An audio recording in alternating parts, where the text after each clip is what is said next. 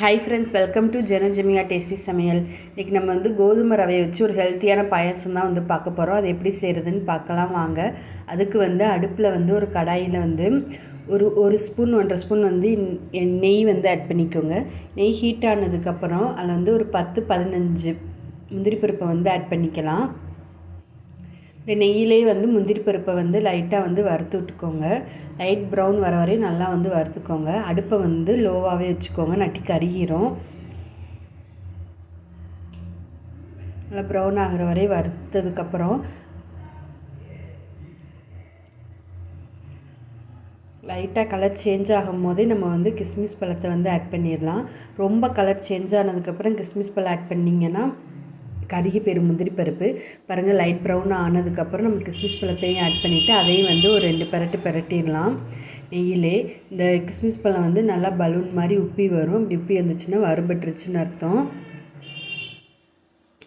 பாருங்கள், முந்திரி பருப்பும் கிஸ்மிஸ் பழமும் நெய்யில் நல்லா வறுபட்டுருச்சு. அடுத்து நம்ம தேங்காய் பால் ஆட் பண்ணிக்கலாம். நான் ஒரு 4-5 தேங்காயை நல்லா பொடி பொடியாக கட் பண்ணி ஆட் பண்ணியிருக்கேன். அதையும் நெய்யிலே வறுத்துக்கலாம்.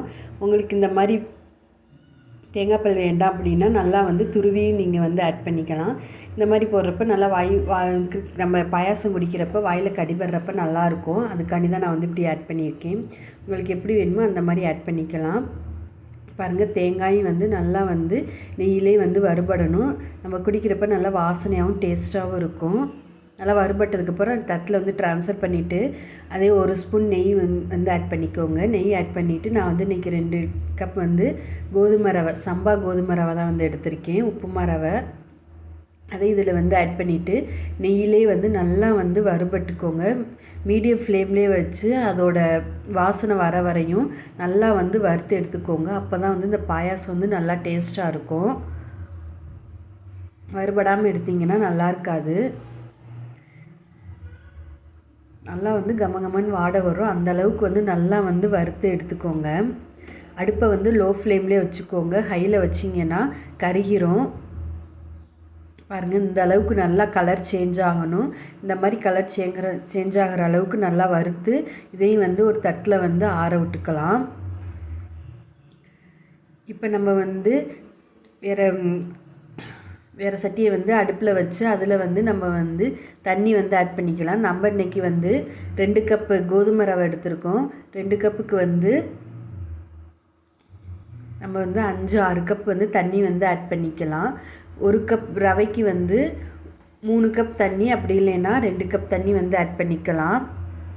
நீங்கள் எடுத்துருக்க கோதுமை ரவையை பொறுத்து இருக்குது.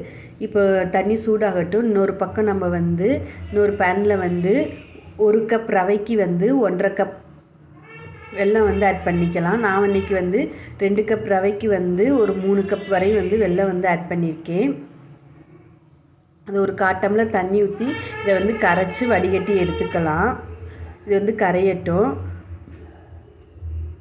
இது தண்ணி நல்லா கொதிச்சுக்கிட்டு இருக்குது. தண்ணியை நல்லா கொதிக்க விட்டுட்டு அதுக்கப்புறம் ரவையை ஆட் பண்ணிக்கலாம். பாருங்கள், இப்படி கொஞ்சம் கொஞ்சமாக ஆட் பண்ணி கலந்து விடணும். தண்ணி நல்லா கொதிக்கணும். தண்ணி கொதிக்காமல் ரவையை ஆட் பண்ணக்கூடாது. தண்ணி நல்லா கொதிக்க விட்டு தான் ரவையை ஆட் பண்ணணும். இப்படி பண்ணுறப்ப நம்மளுக்கு கட்டி உழுகாது. இது டக்குன்னு வெந்துடும். இல்லை நீங்கள் குக்கரில் வைக்கிறீங்களா அப்படின்னா 1 கப் ரவைக்கு 1.5 கப் தண்ணி ஆட் பண்ணி ஒரு 2 விசில் விட்டு இறக்குனிங்கன்னா 2 நிமிஷத்தில் நல்லா வெந்துடும். சட்டியில் வைக்கிறப்போ ஒரு 10 நிமிஷம் ஆகும் வேகிறதுக்கு. மீடியம் ஃப்ளேம்லேயே வச்சு வேக விடுங்க. நட்டி டக்குன்னு தண்ணி சுண்டிடும், ரவை வேகாது. அதனால் அடுப்பை எப்போயுமே குறைச்சே வச்சு வேக விடுங்க. தண்ணியெல்லாம் நல்லா வற்றணும். அந்தளவுக்கு நல்லா வேக விடுங்க. இது ஒரு பக்கம் வெந்துக்கிட்டு இருக்கட்டும். நம்மளுக்கு இங்கிட்டு வெல்லமும் நல்லா கரைஞ்சிருச்சு. பாருங்கள், இது பாகுப்பதம்லாம் வரணும் அப்படின்லாம் தேவையில்லை. ஜஸ்ட் கரைஞ்சா போதும். பாருங்கள், எல்லாமே நல்லா கரைஞ்சிருச்சு. இது எதுக்காண்டி நம்ம இப்படி கரைச்சி வடிகட்டுறோம்னா இல்லை மண் தூசி எல்லாம் இருக்கும், அதுக்காண்டி தான். இந்த மாதிரி கரைச்சி நம்ம ஆட் பண்ணுறப்ப அந்த மண் தூசியெல்லாம் நம்மளுக்கு இருக்காது, இல்லாட்டி நரன்னு இருக்கும், அதுக்காண்டி தான். இப்போ நம்ம வடிகட்டி எடுத்துக்கலாம். பாருங்கள், ரவை நல்லா வெந்துருச்சு. நல்லா பொல பொலன்னு இருக்குது. இந்த மாதிரி நல்லா வேகணும். தண்ணி நல்லா சுண்டிருச்சு. உங்களுக்கு பார்த்தாவே தெரியும். இப்போ நம்மளுக்கு வந்து இதில் வந்து ஒரு பிஞ்ச் வந்து உப்பு வந்து ஆட் பண்ணிக்கோங்க. எதுக்காண்டி உப்பு ஆட் பண்ணுறோம் அப்படின்னா, நம்ம எந்த ஸ்வீட் செஞ்சாலும் அதில் ஒரு பிஞ்ச் உப்பு ஆட் பண்ணோம்னா அதோட இனிப்பு வந்து நம்மளுக்கு வந்து எடுத்து கொடுக்கும். அதுக்காண்டி தான் உப்பை ஆட் பண்ணிவிட்டு நல்லா வந்து கலந்து விட்டுக்கோங்க.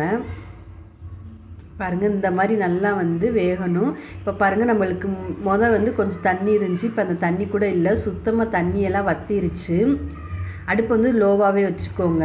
இப்போ நம்ம வந்து கரைச்சி வச்சுருக்க வெள்ளை கரைசல் இதில் வந்து கொஞ்சம் கொஞ்சமாக ஆட் பண்ணி அதையும் வந்து நல்லா வந்து கலந்து விட்டுக்கலாம். இல்லை நம்ம வந்து எந்த வந்து ஃபுட் கலரும் வந்து ஆட் பண்ண தேவையில்லை. இல்லை வெள்ளத்தில் உள்ள கலரும் கோதுமை உள்ள கலரே வந்து நல்லாயிருக்கும். இப்போ வெள்ளைக்கரைசல் எல்லாத்தையும் நம்ம வந்து ஆட் பண்ணியாச்சு. ஆட் பண்ணிவிட்டு இதை வந்து நல்லா வந்து கலந்து விட்டுட்டு மீடியம் ஃப்ளேம்லேயே ஒரு 5 நிமிஷம் வந்து வச்சுருங்க. அப்போ தான் வந்து அந்த வெள்ளைப்பாகோடு வந்து சர்க்கரை வெள்ளைப்பாகோடு வந்து ரவை வந்து நல்லா வந்து மிங்கிளாகி வரும். அந்த மிங்கிளாகி வரப்போ நல்லாயிருக்கும் டேஸ்ட்டு. அதுக்காண்டி தான் நம்ம வந்து இதை வந்து ஒரு 5 நிமிஷம் நல்லா வந்து கொதிக்க விட்றோம். பாருங்க, ரவையும் நம்ம போட்டிருக்க வெல்லமும் நல்லா வந்து மிங்கிளாகி வந்துருச்சு. நல்லா கலராகவும் இருக்கும். பாருங்கள், இந்த மாதிரி இருக்கணும். ரொம்ப வந்து கெட்டியாக இருக்கக்கூடாது. இந்த மாதிரி கொஞ்சம் லூஸாக இருக்கணும். அடுத்து நம்ம வந்து இதில் வாசனைக்காண்டி ஒரு 4 ஏலக்காயை வந்து நல்லா தட்டி இதில் வந்து ஆட் பண்ணிக்கலாம். இல்லை நீங்கள் ஏலக்காய் தூள் வச்சுருந்தீங்கன்னா அதை கூட ஒரு 1/2 ஸ்பூன் வந்து நீங்கள் சேர்த்துக்கலாம். சேர்த்துட்டு நல்லா வந்து கலந்து விட்டுக்கோங்க.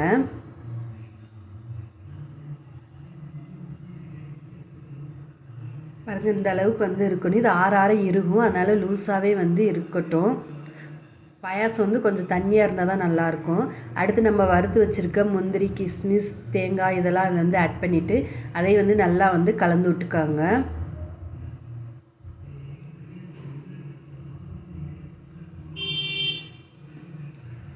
எல்லாத்தையும் வந்து நல்லா வந்து கலந்ததுக்கப்புறம் இறக்க போகிறப்ப நம்ம வந்து தேங்காய் பால் அப்படி இல்லைன்னா பசும்பால் கூட ஆட் பண்ணிக்கலாம். நான் வந்து இன்றைக்கி வந்து பசும்பால் தான் வந்து ஆட் பண்ண போகிறேன். பாருங்கள், இந்த அளவுக்கு நல்லா இருக்கணும்.